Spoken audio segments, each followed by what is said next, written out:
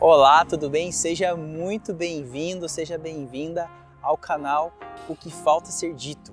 Hoje eu estou aqui para contar para vocês uma história de um homem que trocou de nome, um homem que uma hora fazia uma coisa, outra hora passou a fazer outra totalmente oposta, um homem que realmente teve uma mudança de vida, uma mudança nas suas crenças, nos seus paradigmas, nas suas verdades absolutas de uma maneira muito grandiosa.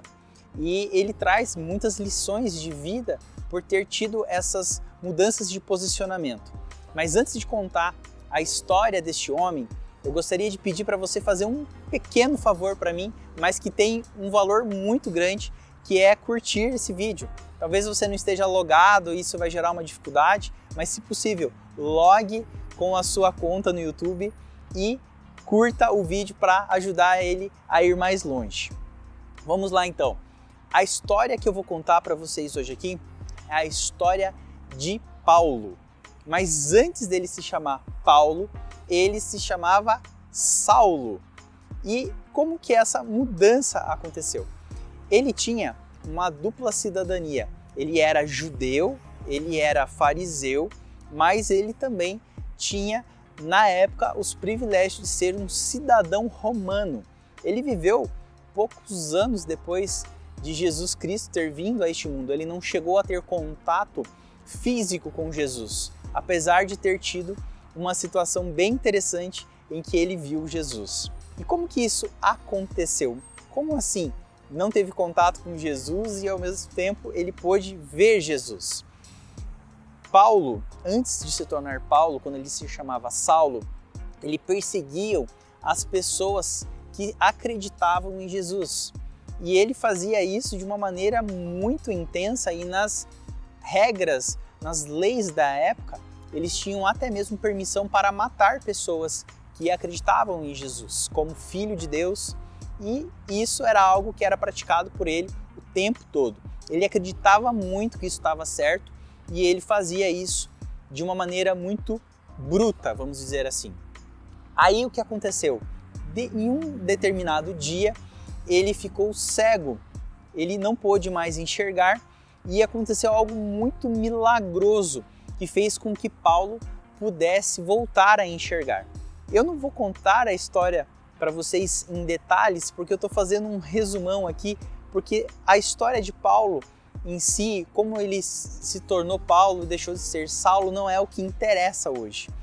Mas ele teve esse milagre, ele voltou a enxergar e a partir de então ele teve um encontro com Jesus, ele viu Jesus e passou ao invés de perseguir os cristãos, ele começou a pregar o Evangelho de Deus, o Evangelho de Cristo, as boas novas de salvação, e então ele pôde converter muitas pessoas.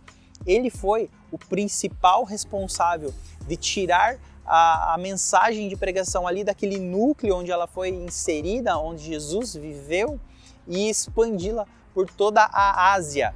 Ele foi realmente um grande teólogo, ele tinha muito conhecimento, um conhecimento que Deus precisava e tinha um coração sincero que Deus também precisava para realizar essa obra. Então ele fez essa expansão na época em que ele viveu e também escreveu 13 livros da Bíblia. Dos 66 livros da Bíblia, 13 foram escritos por ele. E realmente ele trouxe conceitos muito grandiosos, muito importantes para os cristãos. E o que me chama muito a atenção, dentre dessas 13 cartas que ele escreveu, que foram inseridas na Bíblia, foi a carta aos Filipenses, o pessoal de Filipos, que era o nome da cidade. E ao escrever para os filipenses, Paulo estava numa condição muito difícil de vida. Ele estava preso porque já tinha chegado em um momento da vida dele que não era mais possível ele falar, ele expandir a mensagem sem ter problemas com os poderes políticos da época, seja do lado dos judeus, seja do lado dos romanos, que era o império que na época dominava o mundo. Então, um imperador mandou ele ser preso e também morto. E antes dele ser, antes de chegar a essa sentença, ele estava escrevendo algumas cartas, era permitido a ele fazer isso. E então ele endereçou uma carta para os Filipenses, que é onde eu estava falando para vocês agora. E nessa carta existe uma série de detalhes e eu gostaria de me atentar a uma bem específica que está no livro de Filipenses, capítulo 4, versículo 6. Ele diz assim: mas não se preocupem com coisa alguma, antes orem pedindo tudo e tenham um coração agradecido. Mais ou menos esse o contexto do verso, varia um pouco de versão para versão, mas a versão que eu li, ela traz esses 3 pontos no versículo. Primeiro, não se preocupem com nada. Vamos pegar a palavra preocupar e vamos isolar ela aqui. Você já parou para pensar que preocupar é você se ocupar previamente com algo que você não precisa se ocupar? Existem pessoas que fazem estudos que chegam a dizer que 90% das coisas que a gente preocupa que vai acontecer não vão acontecer. Apenas 10% delas acontecem e desses 10%, muito a gente ainda nem vai ter controle para poder resolver. Então a mensagem inicial dele nesse versículo é: não faça isso, não se ocupe previamente das coisas. E nós vivemos num mundo em que cada vez mais a gente tem se preocupado. E essa é uma recomendação de Paulo para aquele povo de Filipenses. A segunda recomendação é: mas orem o tempo todo pedindo aquilo que vocês precisam. Olha que interessante, ao invés de se preocupar, ele não só fala não se preocupe, mas ele também dá a solução. Qual que é a solução? A solução é orar o tempo todo e pedindo as coisas que a gente precisa. Muitas vezes nós tentamos fazer as coisas pela força do nosso braço e nós não acessamos as coisas espirituais. E Deus, Ele sim se importa com as suas necessidades diárias, Ele sabe quais são elas e Ele pode te ajudar. Então por isso, ore o tempo todo e peça tudo aquilo que você precisa. E a última parte do verso, ela diz para que você tenha um coração agradecido. A gente está vivendo uma época aí que volta e meia a gente ouve falar a palavra gratidão, tem gente que vai lá, coloca no seu perfil de rede social o seu nome gratidão e às vezes as pessoas não sabem exatamente o contexto do que seria a gratidão.